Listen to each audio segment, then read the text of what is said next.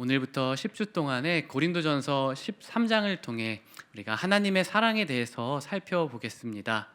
흔히 이 고린도전서 13장은 사랑장이라고도 불립니다. 그런데 여기서의 사랑은 일반적인 사랑과는 다른 의미의 하나님의 사랑에 대한 말씀입니다. 이 세상의 그 어떤 사랑보다 차원이 높은 사랑, 연인 간의 사랑보다 뜨겁고 부모의 사랑보다 깊은 사랑, 많은 사람들이 이 사랑을 모르기 때문에 문제가 생기는 것 같습니다. 학교 폭력, 직장 부조리, 이 세상의 모든 악과 불의, 상처, 슬픔, 때론 교회에 다니는 우리도 이 사랑을 충분히 알고 누리지 못해 또 오해해서 문제가 생기는 것 같아요. 가정 안에 분열, 교회에서도 여러 가지 다툼과 마음의 어려움이 찾아올 때가 있죠. 오늘 이 자리에 있는 청년분 한 분 한 분을 진심으로 축복합니다. 고린도전서 13장인 사랑장의 말씀을 배우면서 여러분의 마음에 하나님의 사랑이 깊이 새겨지는 여러분 되시기를 축복합니다.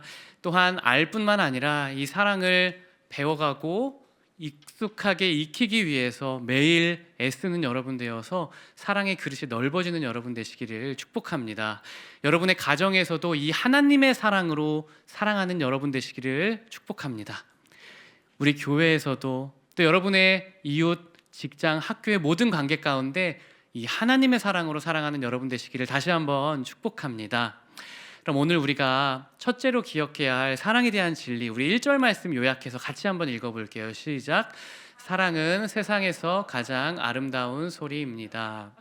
내가 사람의 방언과 천사의 말을 할지라도 사랑이 없으면 소리나는 구리와 울리는 꽹과리가 되고, 내가 사람의 방언 그리고 천사의 말을 할지라도, 먼저 사람의 방언 그리고 천사의 말이 무엇인지를 살펴봐야 할 것 같아요. 사람의 방언이란 오늘날 우리 기독교 신자들이 가끔씩 하는 그런 방언과 크게 다르지 않은 것 같습니다. 고린도전서 12장 말씀에 보면 당시의 방언은 사람들이 이해할 수 없는 말이어서 통역하는 사람이 있어야 한다라는 그런 말씀이 적혀 있어요. 그런데 사도행전 2장을 보면요, 당시의 방언이 다른 외국인들이 분명하게 알아들을 수 있는 외국어여서 그들이 깜짝 놀랐다라고 말씀합니다. 자, 이제 고린도 교회 상황에 이것을 가져와 보면요, 고린도 교회는 항구 도시였어요. 다양한 민족, 다양한 국가의 사람들이 모인 다문화 교회였기 때문에 너무나 많은 언어를 쓴 사람들이 모여 있었습니다. 거기서 막 제2 외국어, 어떤 사람이 제3 외국어를 했다고 생각해 보세요. 너무나 유창하게 그 언어로 기도를 했다. 그것은 굉장한 이슈였고 주목을 받는 일이었습니다. 심지어는 그 방언을 말한 사람이 그래서 신령한 사람이 되기도 했던 것이죠. 분명한 건 고린도 교회는 방언을 하지 못하는 사람보다 방언하는 사람을 더 훌륭한 신자, 영적으로 더 높은 경지에 있는 사람이라고 생각했던 것입니다. 그렇다면 둘째로 천사의 말이란 무엇일까요? 당시 고린도에는 웅변이 아주 인기가 많았다 그래요. 그래서 누가 정말 아름답게 웅변을 했을 때 진짜 천사의 말 같다라는 관용어를 표현했다고 합니다. 그래서 아마 천사의 말이란 당시 고린도 교회 독자들은 다 알 수 있는 그런 대단한 웅변가 또는 대단한 설교가를 의미하는 것일 수 있습니다. 또 어떤 아름다운 격려의 말, 칭찬의 말일 수도 있겠죠. 요약하면 방언은 가장 탁월한 영적 언어. 하나가 뭐였죠? 천사의 말은 가장 탁월한 인간적 언어. 그러니까 영적 언어, 인간적 언어 중에 가장 최상의 것들을 언급하면서 바울은 이 모든 아름다운 말을 총칭하고 있습니다. 그런데요, 이 세상에서 할 수 있는 가장 아름다운 말을 한다 하더라도 사랑이 없으면 소리나는 구리와 울리는 꽹과리가 된다라고 말씀합니다. 아무리 훌륭한 사람이, 이 시대의 최고의 지성인이 여러분에게 강의를 한다 하더라도 사랑이 없으면 소리나는 구리와 울리는 꽹과리밖에 안 된다는 거예요. 아무리 대단한 설교자분들이 설교를 한다 하더라도 사랑이 없으면 시끄러운 잡음처럼 들릴 수 있다라는 것이죠. 1절의 요지는 분명합니다. 사랑은 세상에서 가장 아름다운 말보다 더 아름다운 소리라는 것이죠. 왜냐하면 사랑은 귀로 듣는 것이 아니지만 마음으로 들리는 언어이기 때문입니다. 19세기에 리빙스턴이라는 선교사님이 있었어요. 그런데 이 선교사님이 죽은 후에 누군가 그 원주민들을 찾아가서 당신들을 섬겼던 리빙스턴 선교사는 어떤 사람입니까? 라고 물어봤어요. 그러자 원주민들이 이렇게 대답합니다. 그는 우리를 사랑했습니다. 우리는 그가 어떤 말을 했는지는 다 기억하지 못합니다. 그러나 분명히 아는 것은 그가 우리를 사랑했다는 것입니다. 아마 선교사님이기 때문에 그 나라의 언어를 완벽하게 습득하지는 못했을 거라 생각이 들어요. 설교를 듣는데도 어려움이 있었겠죠. 하지만 어마어마하게 많은 사람들이 그때 예수님을 그 선교사님 통해 믿게 됩니다. 언어는 잘 이해하지 못했어도 선교사님을 통해 사랑을 분명히 보았기 때문에 그렇게 말보다 강력한 것이 바로 사랑이다. 말보다 설득력이 있는 것이 사랑이다. 19세기의 조지 아틀레이라는 선교사님은 원주민들에게 복음을 전했는데 원주민들이 어느 날 칼과 창을 가지고 찾아온 거예요. 결국에 선교사님을 끌고 갔고 사실인지는 모르지만 사지가 찢겨 죽었다라는 말까지 있습니다. 분명한 것은 그때 원주민들이 그 선교사님의 옷에서 탄창 안에 10발이 실탄이 장전된 총이 있음을 보게 된 거예요. 그때 원주민들은 깨닫습니다. 이 선교사님은 우리를 죽이고 자신이 살 수 있었는데 자신을 죽이고 우리를 대신 살렸구나. 그때 그들은 예수님의 사랑을 깨닫게 된 것입니다. 그래서 많은 사람들이 예수님을 믿고 돌아오는 역사가 그 선교사님이 죽은 이후에 일어납니다. 사랑이 말보다 강하기 때문입니다. 이 자리에 있는 청년분들을 축복합니다. 우리가 사랑으로 말하는 연습을 다시 시작하길 소망합니다. 여러분, 제 신학교 때 별명이 있었는데 혹시 뭔지 아세요? 영혼 없는 리액션이었는데 왜냐하면은 저는 진짜 교수님들께 힘을 주고 싶었어가지고 이렇게 맨 앞자리에 앉아서 그냥 앉아 있지만 않고 진짜 고개 계속 끄덕거리고 와, 네, 막 이런 거 리액션 엄청 많이 했거든요. 근데 그게 이제 처음 순수하게 이제 교수님들께 힘이 되고 싶었어요. 강의하는데 강의 힘내서 잘하시라고 너무 감사하잖아요. 또 하나의 이유가 있었어요. 그 영혼 없는 리액션하고 불린 이유는 제가 원래 고등학교 때는 정말 이런 말은 부끄럽지만은 막 욕을 많이 했던 청소년기를 지냈었던 것 같아요. 근데 20살에 예수님을 믿었는데 저에게 복음을 전해줬던 그 신학생 동기, 군대에서 믿었으니까 동기였거든요. 그 후임이 말을 진짜 너무 온유하게 하는 거예요. 세상에. 그래서 알았어요. 그리스도인은 이렇게 말하는 거구나. 그리스도인의 언어 생활은 이거다. 그래서 제가 욕을 다 버리고 그때부터 노력을 진짜 엄청 많이 한 거예요. 그래가지고 은혜로운 말, 정말 따뜻한 말, 온유한 말, 사람들에게 정말 위로가 되는 말을 하고 싶어서 노력을 많이 해서 그렇게 된 줄 알았어요. 근데 제 마음에 은혜가 사라졌을 때는 그 형식만 남아서 되게 마음은 없는데 뭔가 착한 척하는 것 같은 가식적인 말같이 이게 나가는 거예요. 그래서 결국 신학교 때는 별명이 막 영혼 없는 리액션, 가짜 세인트 막 이런 이상한 소문을 제가 많이 듣고 살았던 것 같아요. 핵심은 우리가 교회 문화에 계속 젖어 있다 보면 여러분이 5년 10년 임원 생활 하다 보면은 막 욕, 비속어 이런 건 안 하게 되는데 사랑이 없는데 사랑이 있는 것 같은 뭔가 척하는 말 우리 교회 사람들이 쓸 수 있는 것 같아요. 우리가 그런 말이 아니라 정말 다시 본질을 회복해서 사랑으로 시작되는 말이 회복되는 여러분 되시기를 다시 한번 축복합니다. 말보다 사랑을 더 우선시 여기는 여러분 되시기를 축복합니다. 조지 애틀리처럼 진실하게 내 생명을 다해 이웃을 사랑하길 축복합니다.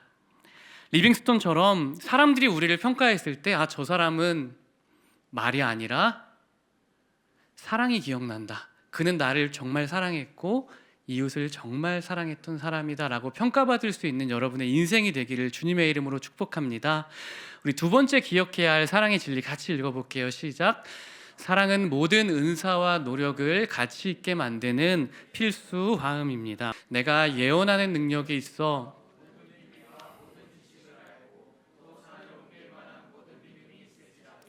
사랑이 없으면 내가 아무것도 아니요.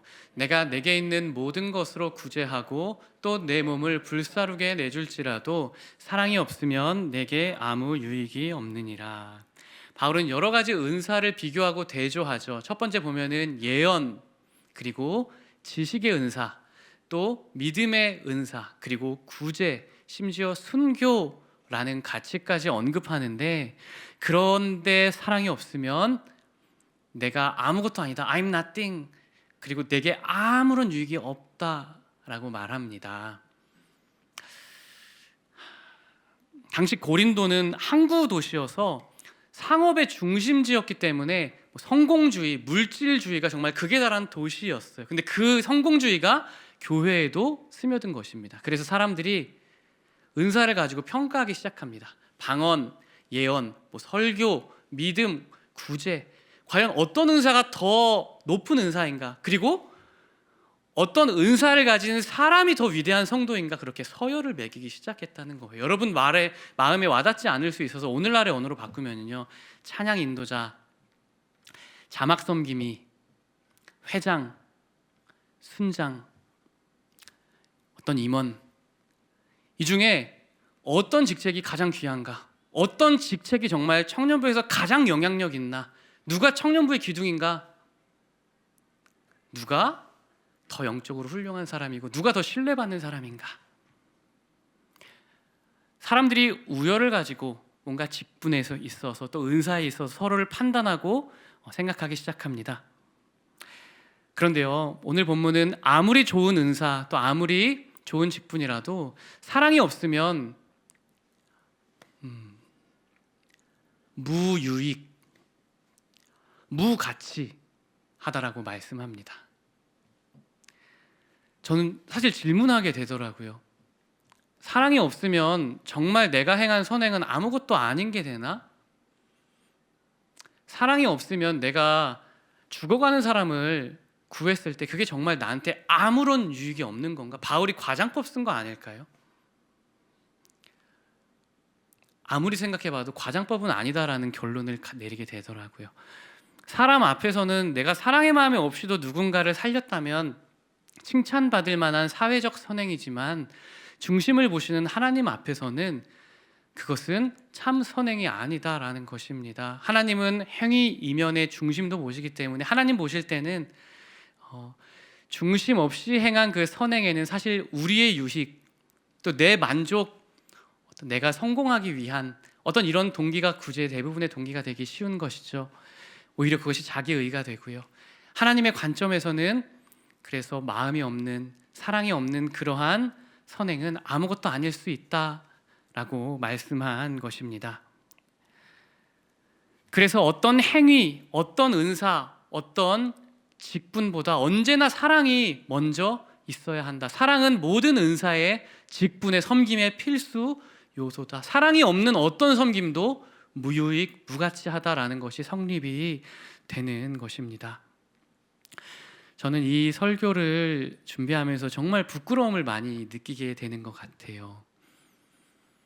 사실 이 사랑장은 제가 가장 사랑하는 장이거든요. 제가 초등학교 1학년 때 같은데 크리스마스 성탄절에 예전에는 발표회 같은 거를 많이 했었어요. 그래서 1학년 때 제가 정말 작았는데 그때 사회자였었어요. 근데 이제 사회만 맡기셔도 그거 정말 부담스러운데 사랑장을 다 암송하라는 거예요. 그래서 근데 진짜 다 외웠어요. 그래서 사랑장을 그 앞에서 막 읽었던 게 암송했던 기억이 나요. 물론 1년 만에 다 까먹었죠. 근데 청년이 됐는데 필리핀 선교를 준비하던 중에 왜 이렇게 갈등이 많고 어려움이 마음에 많이 생기는지, 제가 그때까지는 되게 회피형이어가지고 힘든 게 있으면 말을 안 하고 막 담아두는 스타일이었어요. 근데 그거 아시죠? 회피형들 그 잠재적 분노라 그래가지고 나중에 폭발한다고. 제가 정말 비행기 타니까 막 폭발하려고 그러는 것 같아요, 마음이. 너무 힘들어가지고 이대로 갔다가 선교 큰일 나겠다 싶어서 이 고린도전서 13장을 그 핸드폰으로 켰습니다. 그리고 사랑장을 필리핀 가는 비행기 4시간 동안 암송을 하기 시작했어요. 처음엔 그냥 읽었어요. 한 번 읽고, 2번 읽고, 3번 읽고, 그리고 결국에 암송하고 4시간 동안 외웠는데도 계속 암송을 했는데, 처음에는 그냥 조그마한 빛이 들어오는 것 같았어요. 점점 미움, 원망 이런 단어가 마음에서 사라지더라고요. 4시간 지나서 정말 수백 번 암송한 뒤에는 사랑이 충만해져서 그냥 팀원들이 진짜 너무 사랑스러워 보이는 거예요. 너무 그냥 기쁘고 존재만으로 너무 고마운 것밖에 생각이 안 나고, 예전에 잘못했던 건 정말 생각이 안 날 정도로 충만한 사랑으로 선교를 잘 마칠 수 있었던 경험이 납니다. 지금도 가끔씩 이 13장을 암송하면서 걸어 다녀요. 근데 암송하지 않을 때 제 모습을 보면은 대부분이 사랑으로 말하지 않고 행하지 않을 때가 많은 것 같더라고요. 아이, 망각하고요. 사랑으로 설교하지 않아서 여러분에게 그냥 이 설교를 준비하면서 소리나는 굴이 울리는 꽹가리가 될까? 내가 가진 믿음도 오직 내 유익을 위해 사용하고 있지는 않을까? 성경 지식의 목적은 사랑하는 건데 나는 어떤 지적 유희를 위해, 내 감정을 위해서만 성경을 읽는 것은 아닐까? 제가 행한 모든 작은 헌신이나 희생들이 사실은 중심에 사랑이 없어서 하나님 보시기에는 무가치? 무유익했다라는 주님 평가받지는 않을까? 이 자리에 계신 여러분은 어떠신가요? 여러분은 성경의 가치대로 사랑을 최우선으로 여기면서 하루하루를 살아가고 계신가요? 여러분은 일보다 사랑을 더 귀하게 여기고 계신가요? 여러분은 여러분의 미래와 평강과 사랑 중에 어떤 것이 더 우선 가치인가요? 여러분은 여러분의 가족들을 진심으로 사랑하고 있습니까? 여러분과 갈등이 있는 부모님 또 형제 자매를 진실한 마음으로 사랑하며 그들의 존재로 인해 늘 감사하면서 살아가고 계시나요? 여러분은 교회를 정말 사랑하시나요? 나와 맞지 않는 사람, 기질적으로 나와 충돌할 수밖에 없는 사람이라 할지라도 계속해서 사랑하기 위해 몸부림치고 계실까요? 여러분은 이웃을 사랑하고 계신가요? 여러분을 미워하고 또 일거리를 많이 주는 그러한 부당한 직장 상사, 또 여러분의 원수, 여러분은 낯선 사람까지도 사랑하고 계신가요? 여러분이 공부하고 일하는 목적이 바로 사랑입니까? 정직하게 돌아보면 제 안에는 이런 사랑이 없는 것 같습니다. 우리 안에는 사랑이 없다. 내 안에 선한 게 없는데 정말 전혀 없다. 하나님 은혜가 아니면요. 그러나 성경은 소망의 소식을 말씀하죠. 바로 하나님이 사랑이다라는 것입니다. 하나님이 사랑의 근원이다. 그러니까 사랑이라는 것이 존재하는 이유는 세상을 창조하신 하나님이 사랑이기 때문에 사랑이 존재한다. 하나님을 떠나서는 사랑을 알 수 없다.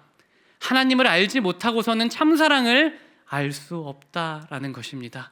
우리에겐 사랑이 없지만 하나님께 사랑이 있습니다. 그러므로 내 안에 사랑이 부족해도 우리가 하나님의 사랑을 풍성하게 누린다면 우리도 다시 사랑할 수 있는 줄 믿습니다. 혹시 이 자리에 정말 좋아하는 보컬이 있어서 그 목소리를 좀 진지하게 카피해 보신 적 있으세요?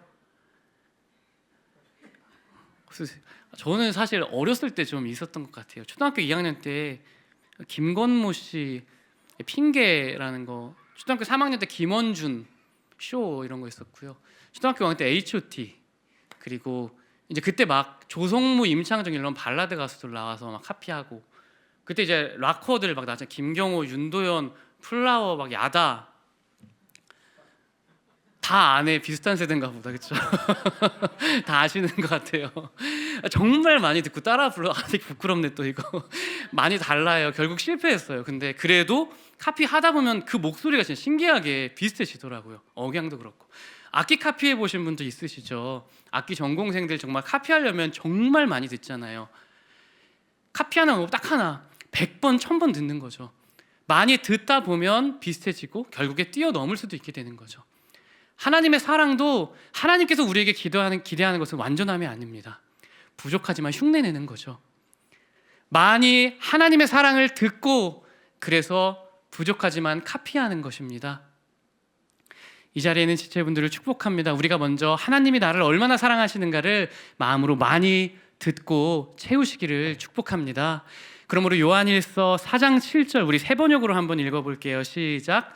사랑하는 여러분, 서로 사랑합시다. 사랑은 하나님에게서 난 것입니다. 사랑은 하나님에게서 난 것이다. 하나님 떠나선 사랑할 수 없다. 하나님의 사랑으로 충만하지 않고는 사랑할 수 없다. 우리 안에 사랑 없다. 하나님께 붙어 있어라고 말씀합니다. 우리 요한복음 13장 34절 같이 읽어볼게요. 시작. 새 계명을 너희에게 주노니 서로 사랑하라. 내가 너희를 사랑한 것 같이 너희도 서로 그냥 사랑하라 끝이 아니라 예수님이 너를 사랑한 것 같이 그 예수님의 사랑으로 서로 사랑하라 말씀합니다. 예수님이 사랑이다. 그 사랑 떠나선 사랑 어렵다 말씀하시는 거예요. 주님의 사랑 많이 들어야 한다 말씀합니다. 그러므로 성경은 반복해서 하나님이 우리를 얼마나 사랑하는가를 말씀합니다. 우리 요한복음 3장 16절 같이 읽어볼게요. 시작. 하나님께서 세상을 이처럼 사랑하사 독생자를 주셨으니 이는 그를 믿는 자마다 멸망치 않고 하나님께서 세상을 너무나 많이 사랑하셨다. 그래서 자기의 아들까지도 내어주셨다. 사랑하는 그 아들을 내어줄 만큼 최선의 사랑으로 우리를 사랑하고 계시다. 로마서 5장 8절 우리가 아직 죄인 되었을 때에 그리스도께서 우리를 위하여 죽으심으로 그리스도께서 우리에 대한 자기의 사랑을 확증하셨느니라. 하나님은 자기의 사랑을 이미 여러분에게 보여주셨습니다. 이미 들려주셨습니다. 이미 충분히 나타냈고 증명하셨습니다. 최선의 사랑으로 그 아들을 못 박은 사랑으로 지금도 1분 1초도 변함없이 사랑하고 계시다. 하나님은 그 아들을 갈기갈기 찢기고 결국 십자가에 매달려 극한의 고통 가운데 죽게 하는 그 최선의 사랑으로 오늘도 여러분과 동행하며 동일하게 사랑하고 계시다. 주님은 충분히 말씀해 주셨습니다. 그러므로 로마서 8장 말씀 같이 한번 읽어볼게요. 시작. 누가 우리를 그리스도의 사랑에서 끊으리요? 내가 확신하노니 사망이나 생명이나 천사들이나 권세자들이나 현재일이나 장래일이나 능력이나 높음이나 깊음이나 다른 어떤 피조물이라도 하나님의 사랑에서 끊을 수 없으리라. 그 무엇도 우리를 하나님의 사랑에서 끊을 수 없다. 하나님과 우리는 분리될 수 없다. 그분의 사랑으로 묶여 있는데 절대 끊어지지 않는 줄이다. 하나님은 우리를 사랑하시되 한결같이 사랑하신다. 하나님은 한 번도 변함없이 우리를 동일하게 사랑하셨다. 여러분, 몇 년 전부터 음악 치료라는 것이 또 이슈였었잖아요. 음악에는 사람의 영혼을 상처를 치료하는 힘이 있다라는 것 검증된 사실이죠. 음악도 우리의 영혼을 치유하는 소리라면 음악보다 훨씬 더 귀한 우리 하나님의 소리, 하나님의 사랑의 음성은 우리를 더더욱 회복시키고 살리는 줄 믿습니다. 우리는 하나님의 사랑의 소리를 듣는 만큼 살아나게 될 것입니다. 우리가 하나님의 사랑의 음성을 매일 들어야 합니다. 그래서 우리 영혼이 살아나고 기뻐하고 춤춰야 합니다. 제가 청년분들과 밤 늦게까지 교제할 때 그냥 상투적으로 건네는 거 하는 말은 저 집에 일찍 가기 원하지 않아요. 왜냐하면 육아해야 되거든요. 이거든요. 진심도 있어요. 근데 제가 그래서 진짜 애들 너무 보고 싶고요. 사실 딸바보예요. 정말 딸바보 아빠인데 아이들이 태어난 지 1년, 2년 안에 병원에 가서 너무나 고열로 코로나 검사나 독감 검사 또는 주사를 맞을 때 진짜 가슴이 찢어졌던 것 같아요. 병원에 갔는데 의사 선생님이 아빠가 아이를 꽉 끌어안으세요 이야기합니다. 그럼 제가 그 어린 아이를 움직이지 못하도록 꽉 끌어안아요. 힘껏. 아이가 이미 알고 울고 막 움직이고 도와달라고 소리를 합니다. 말도 못하는 아기가요. 그 아기가 우는 모습을 병원에서 처음 봤을 때 정말 가슴이 미어지더라고요. 꽉 안고 있는데요. 주사가 들어가고 코로나 시트 검사하는 것이 코를 찌르는데 놓을 수가 없어요. 끝까지 다 맞을 때까지 꽉 끌어안아야 되는데 그때 제 가슴도 무너지는 것 같습니다. 하나님 아버지께서 그 아들을 십자가에 내어주었을 때 바로 그렇게 꼭 끌어안고 그분이 죽도록 울며 내버려 두셨던 것입니다. 그런데 예수님을 위해서가 아니고요, 바로 우리를 위해서, 우리를 사랑하셔서, 죄밖에 없는 우리를 너무 사랑하셔서, 원수였던 우리를 그냥 너무 사랑하셔서, 나도 사랑할 수 없는 나를 하나님은 이만큼 사랑해 주셔서 그 아들의 죽음을 위해 그분을 꽁꽁 안아주셨던 것입니다. 그리고 우리에게 그 아들이 가지고 있던 모든 좋은 것들을 다 주시기 위해서요.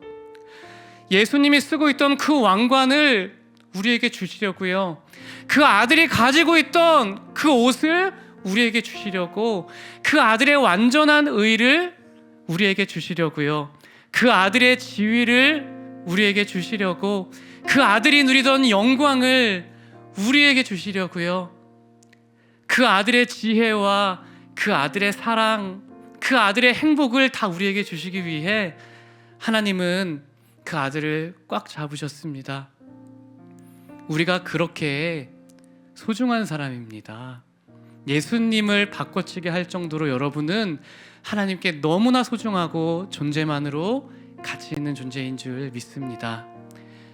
말씀을 맺을게요. 오늘 본문은 사랑은 가장 아름다운 소리이고 모든 것에 반드시 들어가야 하는 필수화음이다. 즉 사랑이 가장 우선입니다 라고 말씀합니다.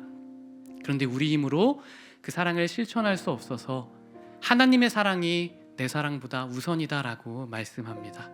여러분이 이 하나님의 사랑의 소리를 많이 들음으로써 하나님의 사랑의 소리를 전해줄 수 있는 제자 되시기를 주님의 이름으로 축복합니다.